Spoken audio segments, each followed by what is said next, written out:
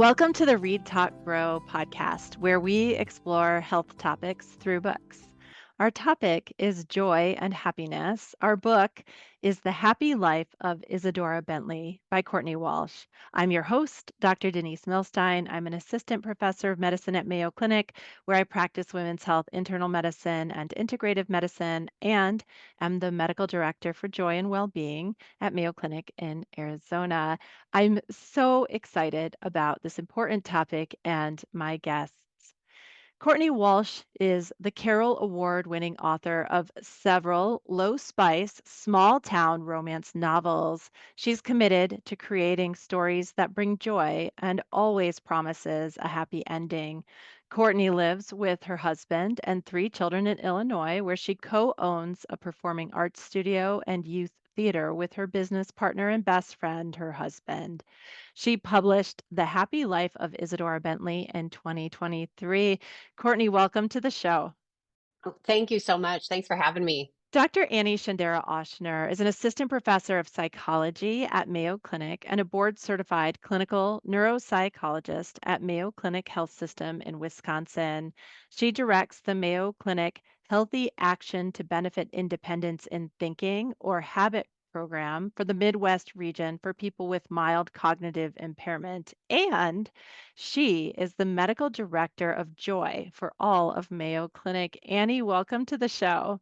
Thank you so much. Just delighted to be here and to speak with both of you. The Happy Life of Isadora Bentley is a contemporary novel that follows university researcher Isadora Bentley after she impulsively buys a magazine featuring an article titled 31 Ways to Be Happy and decides to test its claims through a personal experiment. As she methodically works through the list, she has to stretch outside her comfort zone and connect with others in new ways. Okay, you both know how Read Talk Grow works. We discuss books that portray health topics in an effort to better understand health experiences and conditions that impact health through story.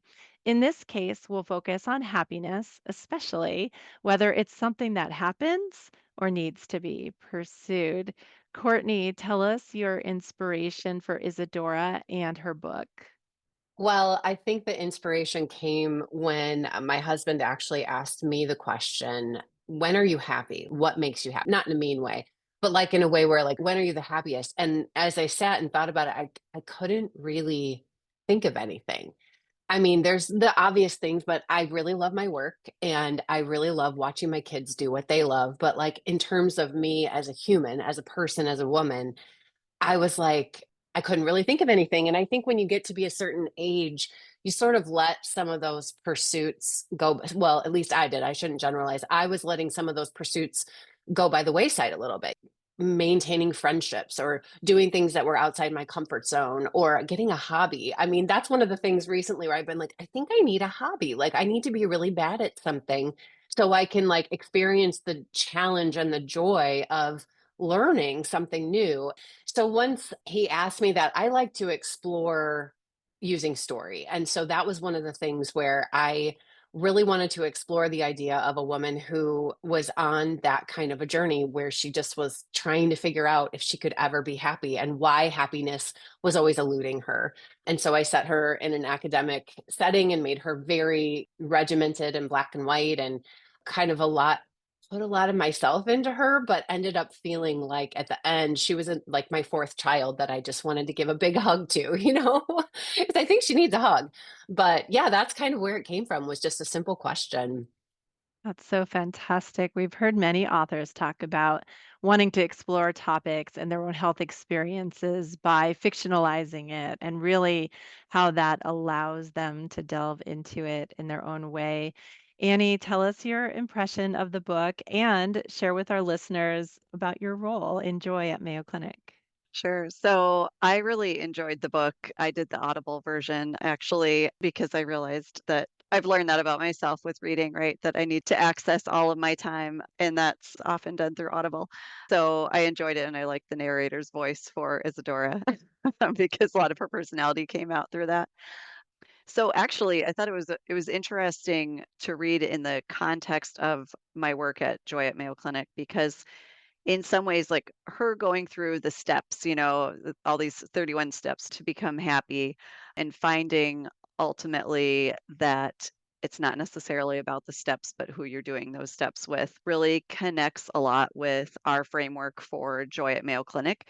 Sometimes in the midst of trying to do some of this work, and I know Denise, you probably feel this too, you're wondering if some of these initiatives you're coming up with, like, are these going to resonate with staff? And sometimes this feels like a trivial thing to do in the midst of like all these other things people are dealing with, especially in a healthcare setting.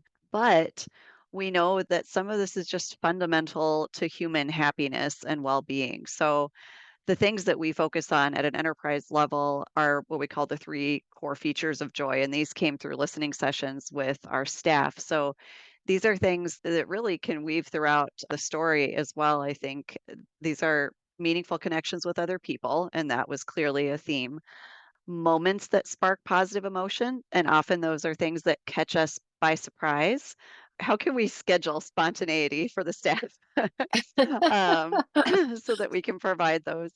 And then the last one is the affirmation of an individual's value. For us, we think about it, what's their value to Mayo Clinic? Are they feeling like they're someone who is not just a cog in the wheel? It matters that they themselves are there at work. And so I also saw that with Isadora's journey at work, finding that her value among her colleagues and sort of what unique role does she play.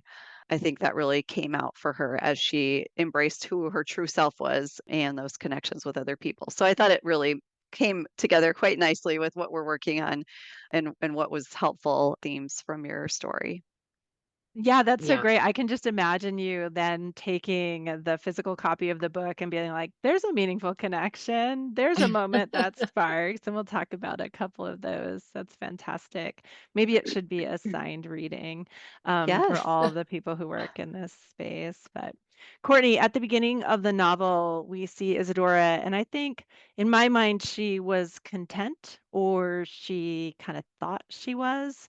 She wasn't searching to be happier. In fact, she wasn't sure she needed to or even wanted to be happier. She just stumbles upon this magazine. She's buying junk food, a lot of junk food for her 30th birthday. She's intending to eat alone in her apartment.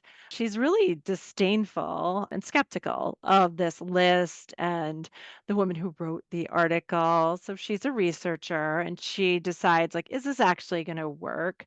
Really, she sets out to prove that it's foolish and that it wouldn't work. Mhm. Do you think that she'd given up on whether or not she could be happy or should be happy, or happiness was something for her to strive for herself and maybe even for other people? Yeah, I think in her situation, and I think maybe a lot of people feel this way, it's, you're watching things go other people's way. And I think, like with social media, that's very prominent where it's so easy to look all around and go, well, what about me? Why isn't that happening for me? Instead of going, look at all the great things that are in my life. And I think I have to really check myself on that. I think we all do regularly. And I think that in the case of this character, that was something that she struggled with. And I think there comes a point where you just kind of, you're like, well, I guess this is it. I guess this is what life is going to be like. And you forget that, like, little changes can make a really big difference down the road. So I wanted to show some big changes and some little changes with her. But yeah, I think at the beginning of the story, she's really in a place of just being kind of resigned to, this is how my life is, and things don't go for me the way that they do for other people. And she's just kind of mired in that, I think. Yeah, I love how you said that. She just decides that this is what it's going to be and there's nothing really wrong.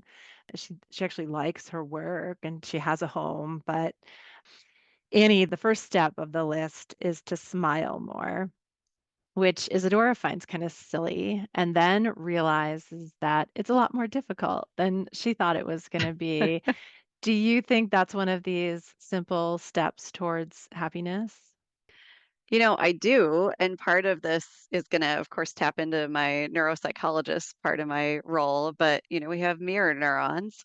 So when we express those type of facial expressions that express emotion, we're drawn to mirror that when we see that in another person. And then we're instantly sparking that connection back and forth between two humans. And so I think it's actually a super powerful, easy step that people can do. And yes, she finds, that she looks like she's grimacing at first and that it's not natural and that doesn't have the intended effect on other people. But then when she masters it, she notices that it's happening more often. And there's some cool research that once we start engaging in little steps toward experiencing positive emotion or noticing positive things, then that has this, what's been coined the upward spiral of positive emotion. And we just notice more and we experience it more and it builds on itself. And I think you did a great job illustrating that, Courtney, in your main character. Thank you so much.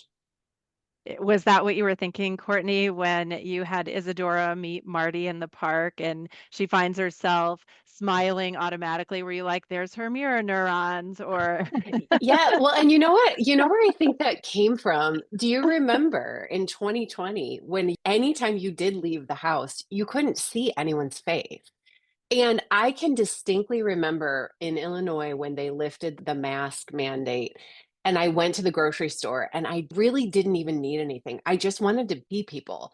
And I mean, I'm an introvert, but I still like, I needed that human connection. And I remember walking down the aisles and like, there was an old lady and she smiled at me and I smiled at her. And I feel like we both were like, we made it, and there's like just that connection. And I think sometimes that particular one can get misconstrued. I mean, it's kind of a joke in our family, even, oh, just smile more, you'll be fine.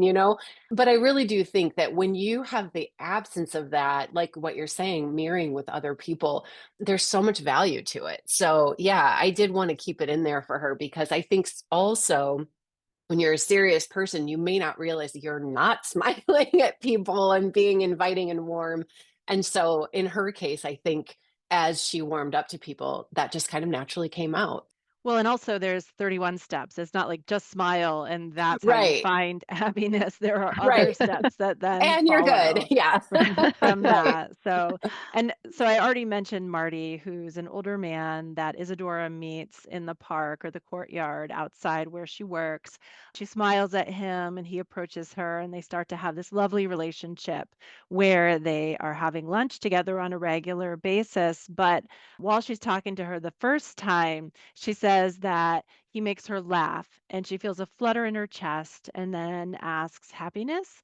Is that you? And I was wondering, Courtney, how much you thought about the physical symptoms of happiness, the physiology that we feel when we are feeling happy. It's interesting because it's somewhat foreign for me. I mean, I tend to be kind of on the cynical side, and this is part of why I wrote the book is because my natural bent is toward pessimism. And so hearing what you're saying, it's really fascinating to me to just hear everything you were saying before. I mean, I'm trying to like absorb as much as I can because I really do feel like when you're more aware, because I think we get so busy and we're just going through our life. And when you're more aware, there are physiological responses. And my example of smiling at the woman in the grocery store, just connecting with people, I feel like maybe don't even realize it, but it does have such an effect on you, body, mind, and soul. I think the whole of it. I definitely think I wanted that to play a part in this character.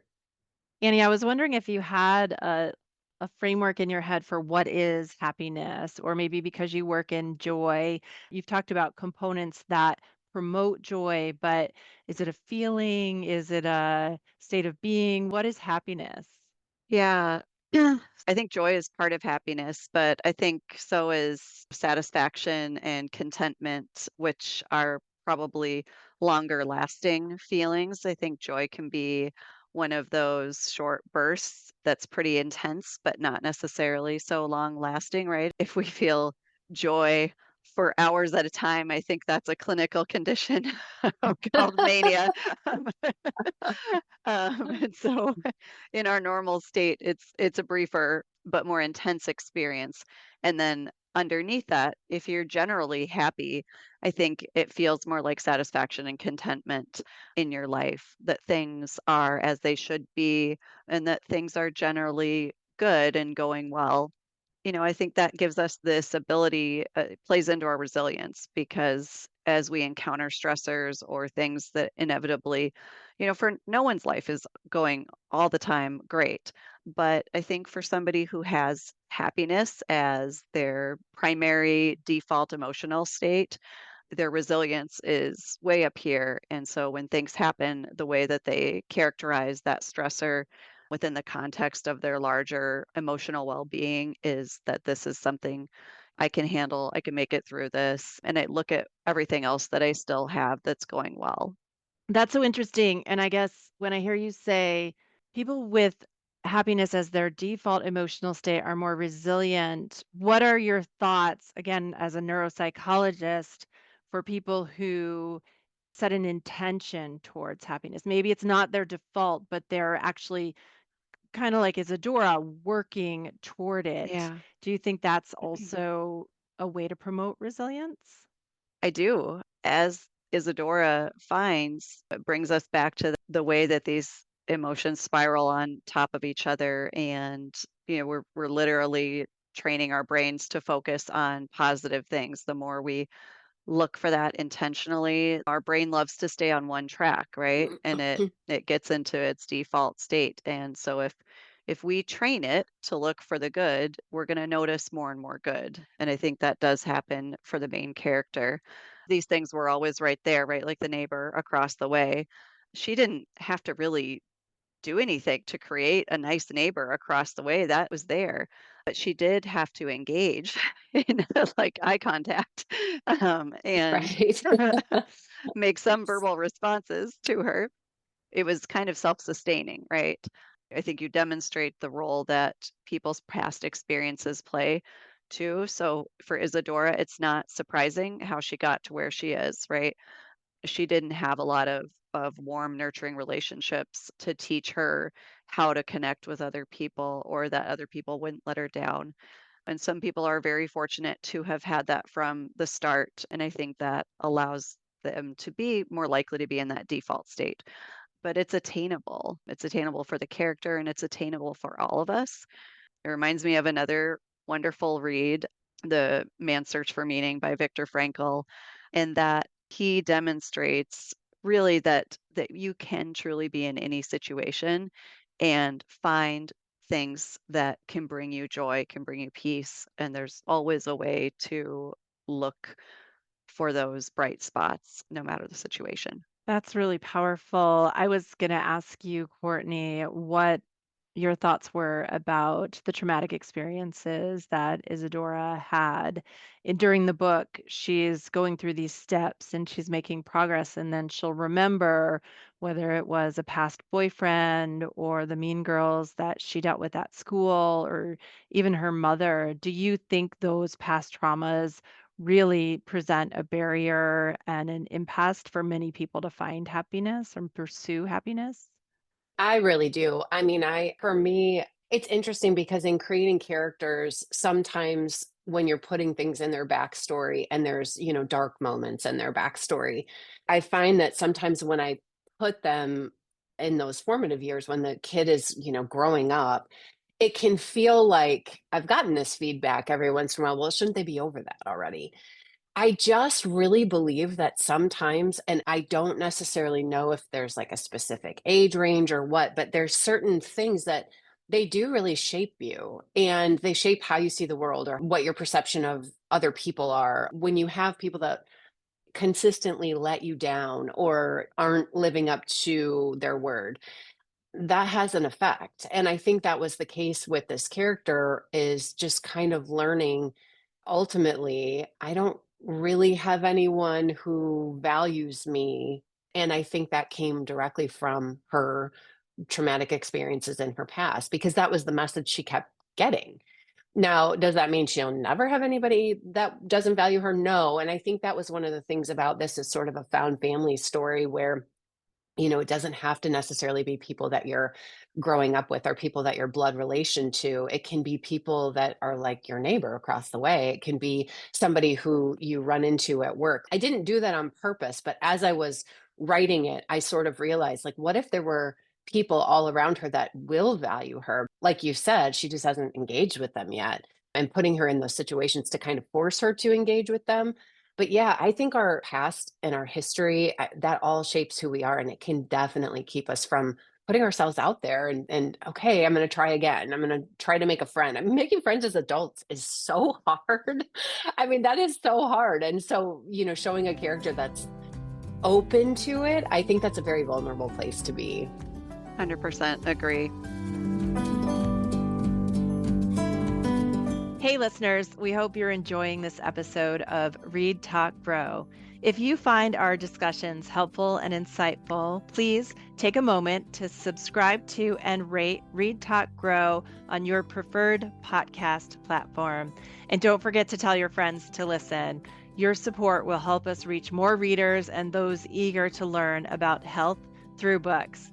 As always, feel free to drop us a line at readtalkgrow@mayo.edu with suggestions for books, topics, or any comments. Thanks for listening. Yeah, I really love how you said that. I think that's really important. And it's not like she's sitting around reconsidering the mean girls in high school. It's that when she goes to the yoga class, I think this is the scene where it comes up, and she's made friends with Darby, her neighbor, and then Darby's friends join her. She thinks Darby is gonna just shun her, and so she remembers, she makes the connection, and that's part of, I think, why people protect themselves into these insular lives where they're no longer open or as open to the hurts, but they pay a cost because they lose the healthiness of happiness that comes by pursuing that.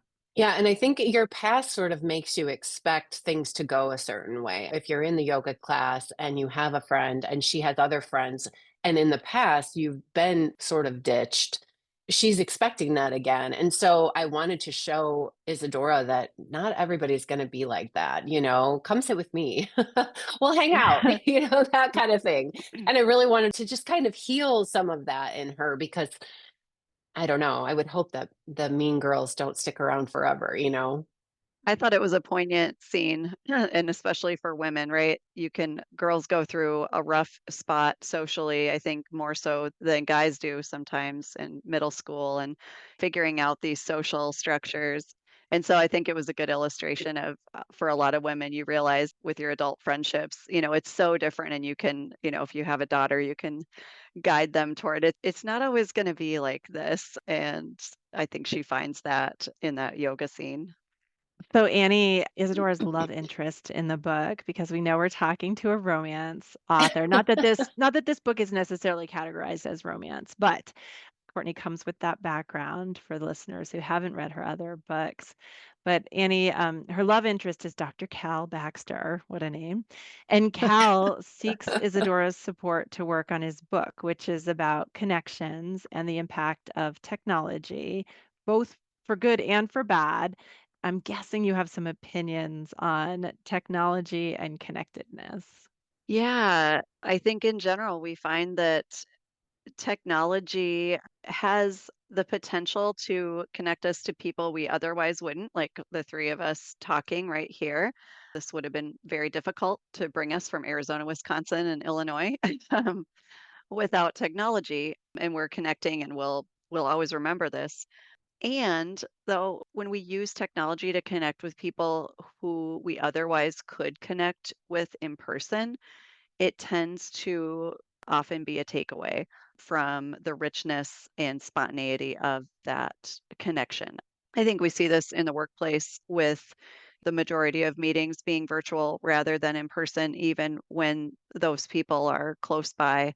It's hard for people to have spontaneous chit chat in a Zoom call because it feels like you got to get down to business. And so there aren't those side conversations where people would get to know one another or strike up just some side discussion about a shared interest, for example. So I think we have to be careful about how we balance our time on technology with other people versus our time in person. I imagine we will see a shift that's a bit more balanced in the future in workplaces as well as in people's personal lives with just prioritizing that in-person connection. I really like how you presented it in a balanced way, Courtney, because I think we hear a lot of criticism about technology and what it does to our connections, how we have these friends online, how we are seeking clicks, but that you actually can make friends online if you have maybe your new shared hobby. You might not have anybody in your direct community who also wants to do whatever that hobby is, and you can actually connect with people who are interested in that. So I really like how you balanced that. Was that difficult to do? I work from home and I'm by myself a lot because I do, as a writer, it's pretty solitary. It's a weird kind of catch 22. On the one hand, it's like most of my best friends are people that I don't live in the same state as them. And so there's that, which, we have an app called Voxer, and we talk on Voxer, and I talk in real time to them throughout the day. I mean, I was going to say all day long, because some days that really is how it feels.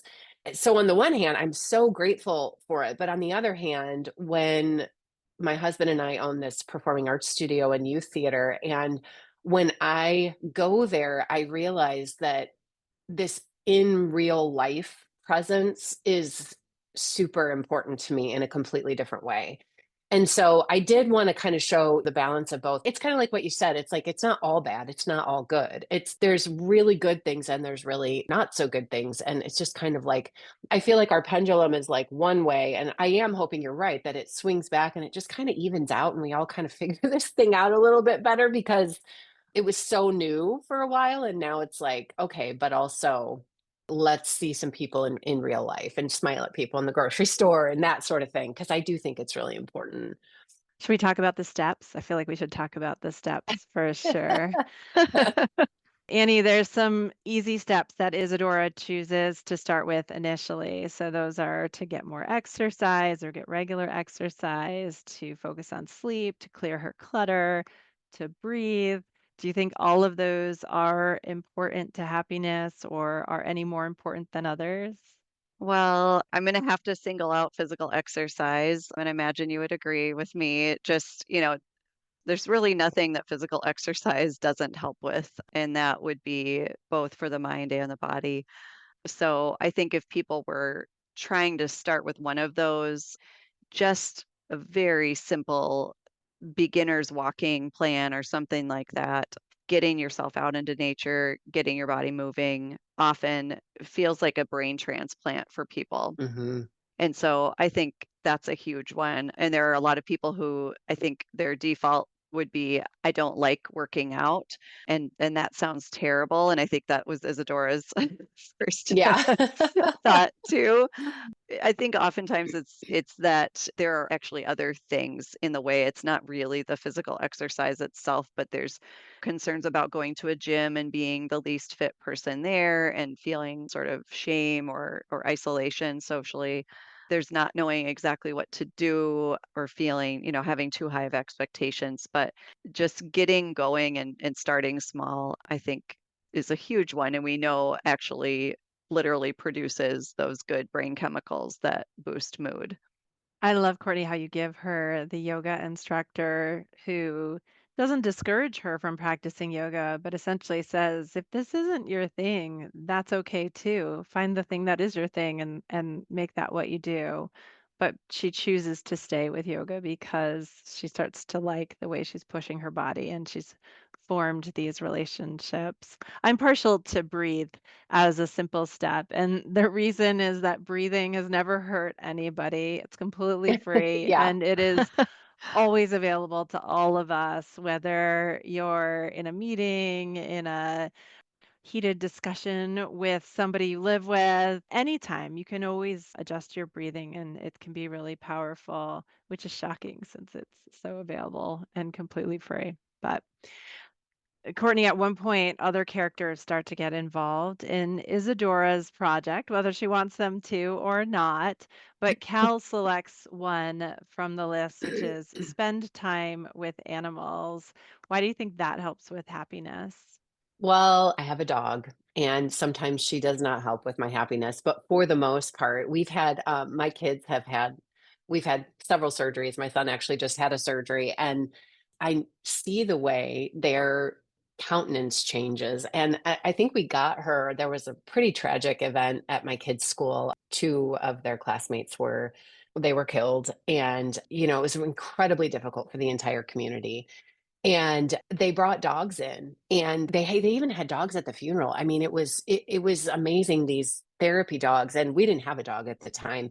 And I just remember seeing the way people interacted with them and seeing how it just helped. And they just know. I mean, there's something about animals that just can, I don't know, they are just so incredibly, somebody said we don't deserve them, and I'm like, I kind of agree. Like, we just don't deserve.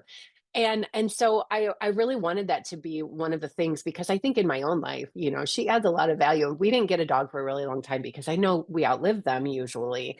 And the thought of that just kills me. And everybody I know that had a dog was like, but it's worth it. It's so worth it. And I have to agree. So I just think they add so much value to our life. They're just so wonderful, and that unconditional love. And they're just always, I mean, my dog she's like a Velcro dog. She just follows me around. And as a person who works from home by myself and talks to myself a lot, that is kind of really nice. It's like a built-in friend, you know? Yeah. I mean, what you just said is what Isadora struggled with regard to having friends, right? Or having a romantic Hmm. relationship. The pain of losing somebody, she thought was not worth the experience. And I think that's a Hmm. good parallel to having a pet, right? You would never not do it, even though we have to go through that pain of them dying. Hmm. And similarly, those risks with relationships, she ultimately finds that's worth it. Hmm. Yeah.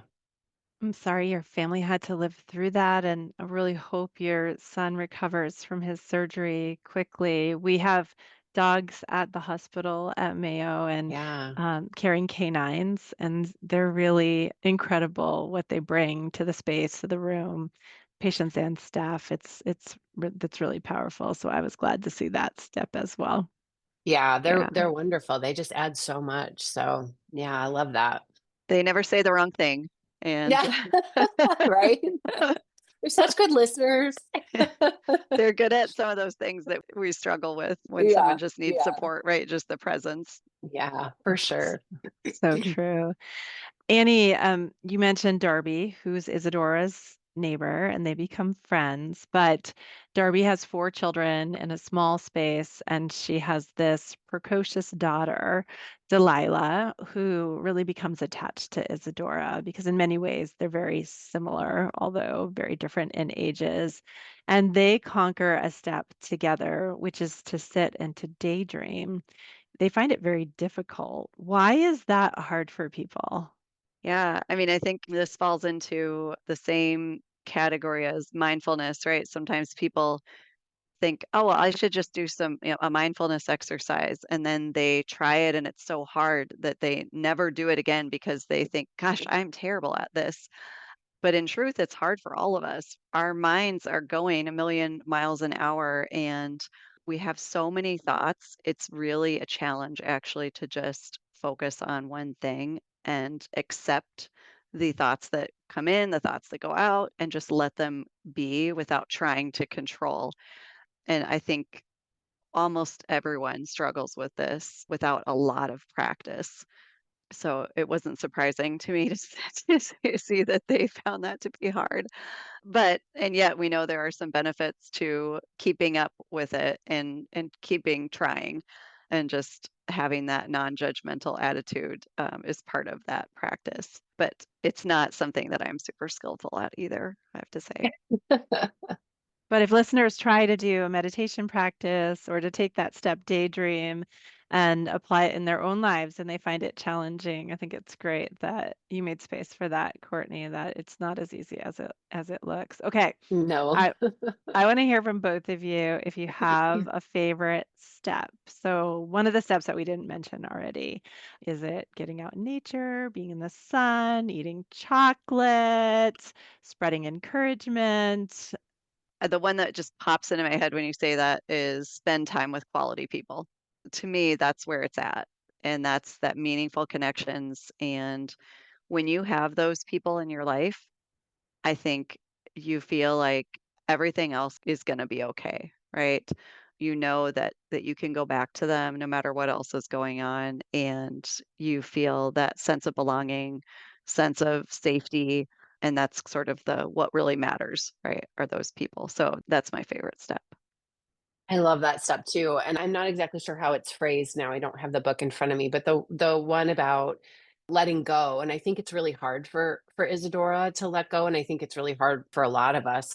But I think when you can actually get to a point where those things that have kind of just like gnawed at you don't have that power over you anymore, it's such a freeing place. I mean, just to be able to let go of that. I think the older I get, the less I don't want to feel conflict with anyone. I maybe when I was younger, I would get my hackles up about something. Now that I'm older, I'm sort of like, I don't really care. That's not a big deal, you know? Like I think you sort of learn that things that felt like such a huge deal, like as you get older, you're sort of like, but it's really not a big deal. And I like to be able to just let go of things as much as possible so that I'm not in conflict with I don't enjoy that, you know? And so I think that's a big one. I do also really like the step about encouraging other people because I think it's important. And I've done that to the point of kind of embarrassing myself because there can be somebody and I can see them and I'll have a thought like I love her hair or I love her shirt or something, and I just kind of made a decision to start telling people when I think those things, which can be kind of awkward. Like, okay, weirdo, thanks. But I think it's important because we think these great things about people and we keep them to ourselves. I would rather just put it out there and be like, maybe make somebody feel a little happy that day, even if I feel a little awkward because of it. So I think that's kind of huge. And you see people change. I mean, we work with kids and you see them change when you're building them up and encouraging them and coming from a place of inspiring them instead of just tearing them down and telling them what they're doing wrong. I love to take it from a positive spin. So I think encouragement is huge. You picked two, Courtney. We caught you on picking two, but you did choose I 31 for the did. I book. So did. that was fair. It's fair that that you couldn't settle on one. But Yeah, I couldn't. Sorry. what I love about what you just said, though, and kind of highlighted is a lot of these steps Mhm. are vulnerable and they're hard. You think, oh, I want to be happy, so I'll do something that kind of feels like easy, but there's a lot of angst that can come with them to get to the place of happiness. And so hopefully listeners and readers of the book will recognize that to try to push through those parts that are hard about taking those steps. So thank you. All right, let's end on this. I want you both to comment on this quote from Marty. He says, happiness isn't that hard to find, you know. It's everywhere, it's all around us. But it's not something that happens to us, it's something we seek, it's something we pursue, and you'll never find it if you're not letting anyone in. I mean, I totally agree with him. And, that's where I think no matter what's happening in our lives, we can always look and find moments of joy. We can find a way to connect with somebody. And we have to get our brain on that train track of looking for those positive opportunities. And they're there.